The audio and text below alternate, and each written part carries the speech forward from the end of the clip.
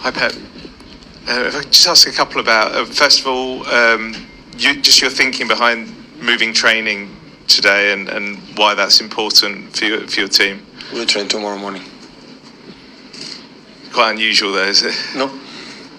I've done it a few times. Maybe not a lot, but I did a few times. Yeah, sometimes I prefer it. Don't see each other, and it was so demanding game against Bournemouth, and I prefer this here at home, and tomorrow morning we train. And then with you have a lot of data here on your players and opposition.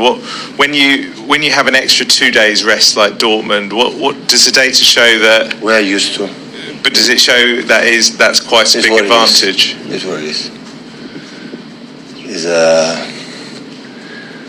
No word's going to change the schedule because we have a lot of games competitions. It's what it is. So Germany and France, all the people in Champions League try to play on Friday to have more games, and he is completely the opposite. And I don't train in England. I go to train in Germany. I go to train in French. So just in case they want me.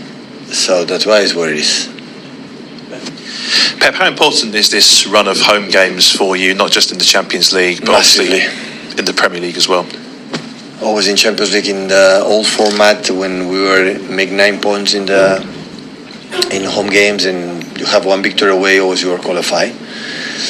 And now it's completely different. Okay, the format, and of course if we are able to do what you have to do, so win at home, that I'm not saying it will be easy, because Dortmund in this competition in Champions League always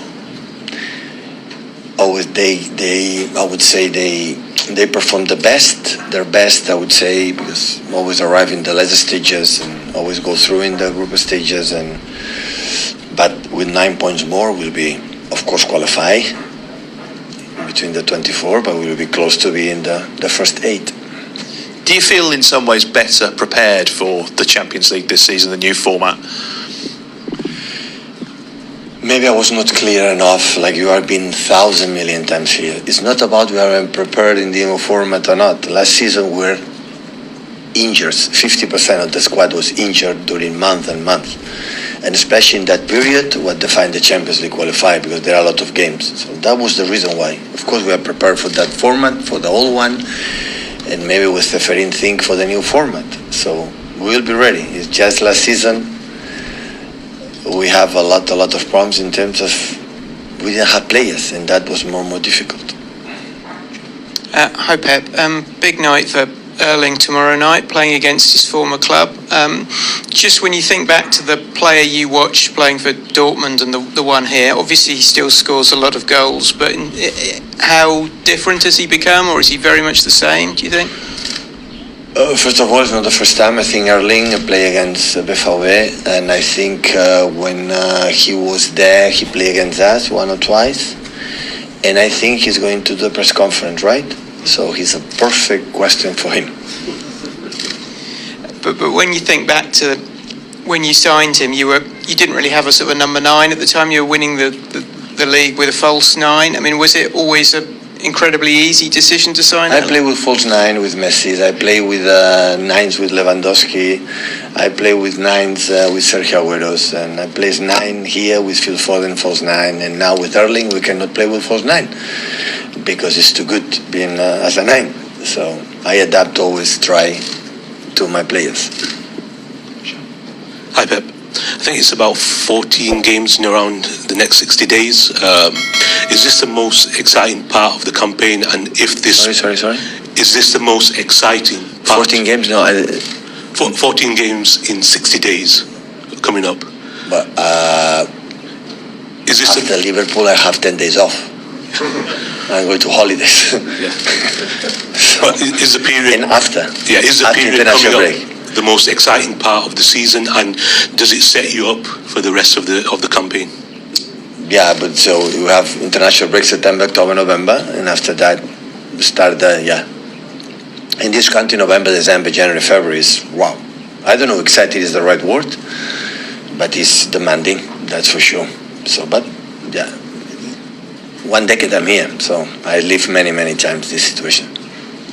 how do you juggle then the team setup and training and everything that goes with it around this? Yeah, that's good. Handle the intensity, I would say, to the modern football. When you play one game a week, it's completely different when we play 3 days. I said many times.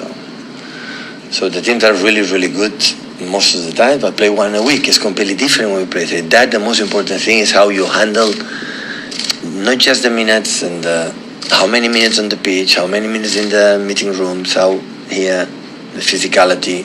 That is, from my experience, the teams you play every 3-4 days is the energy, the moment of the game. But at the same time, you have to train a little bit to understand what you have to do, the images you have to do. Otherwise, it's not possible. And yeah, it's adapt. The teams when you play 3 competitions or 4 competitions every 3 days during 11 months, the only solution is how quick you adapt, adjust, and how you go forward with the situation. Hi, Pep. When we spoke to you in the summer, you said for the first time in your career, you decided the captains that you wanted this season. Obviously, Erling is one of those. Everyone knows what he's like on the pitch, but what did you see in his character, his personality off the pitch to think that he deserved to be in that group?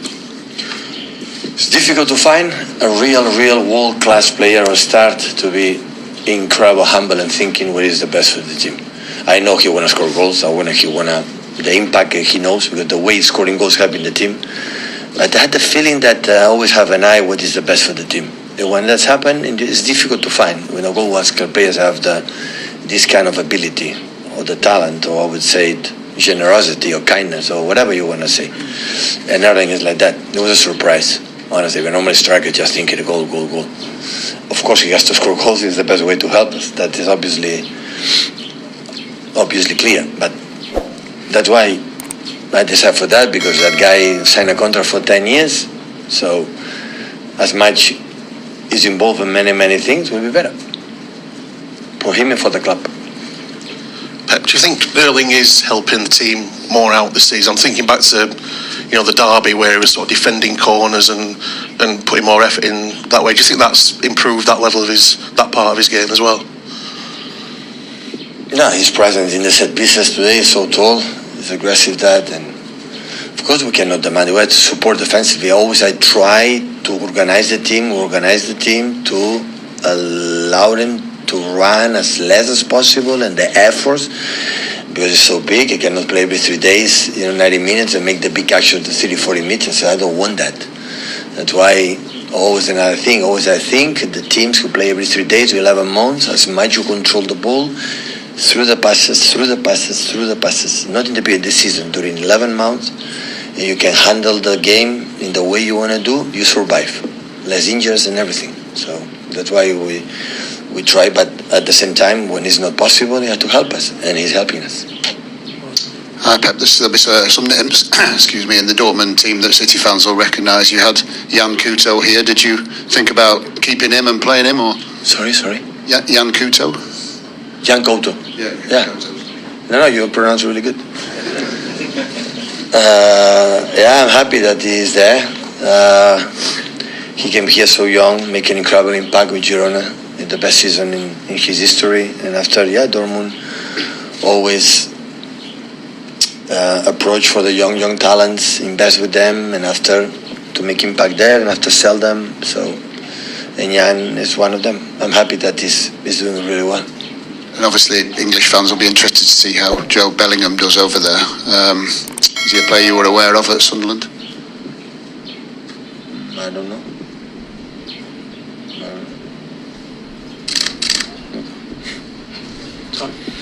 Hi Pep, just on Erling's leadership, he's obviously quite a light-hearted guy at times. He likes, to joke around. We see that in his YouTube and his social media. Does it help having someone like that in a leadership group that can kind of lighten the mood and make it less serious at times and take the pressure off people? Yeah, there's a new generation. The generation is part of the old generation like you and me. So the social media is completely different, right? So we are not as much involved, but the new generation, they grew up, for the little babies in that, and part of the lives, and they want to do it as much as respect And always I tell them, be alert. That's all, be alert. So don't show much but they can do whatever they want. I might respect the club, the mates, and especially their private life. It's good.